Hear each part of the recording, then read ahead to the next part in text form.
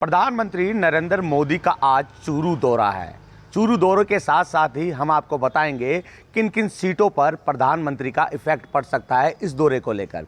हालांकि चूरू में देवेंद्र झांझड़िया को बीजेपी की ओर से टिकट दिया गया है, लेकिन इसके सामने यूँ कहें कि देवेंद्र झांझड़िया के सामने राहुल कस्बा है। राहुल कस्बा वो चेहरा थे जो लगातार टिकट की मांग कर रहे थे, लेकिन टिकट नहीं मिलने के कारण उनकी ओर से कांग्रेस का दामन थाम लिया गया। हालांकि राजनीतिक अनुभव जो है यूँ कह सकते हैं कि जो राहुल कस्बा है उनको काफ़ी ज़्यादा है, लेकिन प्रधानमंत्री नरेंद्र मोदी के दौरे का हम जिक्र कर रहे हैं। इसके साथ साथ चूरू से सटीक लोकसभा सीटों का आंकलन कर लें, झुंझुनू, बीकानेर, श्रीगंगानगर, हनुमानगढ़।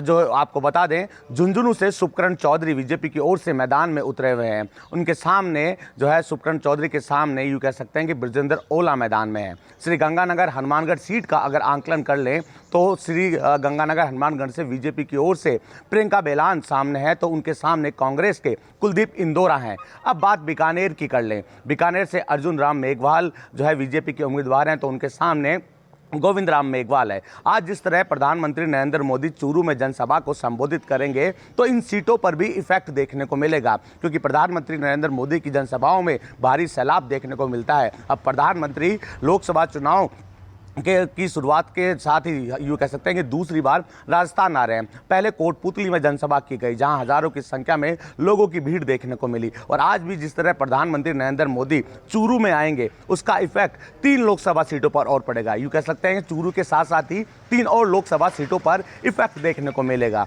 यूँ कह सकते हैं प्रधानमंत्री जब जनसभा को संबोधित करेंगे तो कहीं ना कहीं इसका असर जो है बीकानेर, झुंझुनू, श्रीगंगानगर, हनुमानगढ़ सीट पर भी देखने को मिलेगा। हालांकि अलग अलग आंकलन भी लगाए जा रहे हैं, क्योंकि देवेंद्र झांझड़िया पहली बार मैदान में उतरे हैं, उनके सामने राहुल कस्बा है, लेकिन प्रधानमंत्री जब सभा को संबोधित करते हैं तो निश्चित तौर पर लोगों की भीड़ उनको सुनने के लिए बेताब रहती है। अब प्रधानमंत्री लोकसभा चुनाव में दूसरी बार राजस्थान के दौरे पर आए हैं, तो निश्चित तौर पर भीड़ की संख्या जुटाने की कोशिश भी प्रदेश स्तर के नेता की ओर से की जाएगी। मुख्यमंत्री भजनलाल शर्मा भी मौजूद रहेंगे जनसभा में। इसके साथ साथ ही प्रदेश अध्यक्ष सीपी जोशी भी मौजूद रहेंगे। कई बीजेपी के नेता प्रदेश स्तर के जनसभा को संबोधित करेंगे, लेकिन देवेंद्र झांझड़िया के समर्थन में जिस तरह प्रधानमंत्री की ओर से अपील की जाएगी, तो उसके साथ साथ ही 3 और सीटों पर यूँ कह सकते हैं 3 और लोकसभा सीटों पर इसका इफेक्ट देखने को मिलेगा, जो चूरू से सटीक है। यूँ कहें कि चूरू के समीप आती है 3 लोकसभा सीटें, उस पर भी असर देखने को मिलेगा।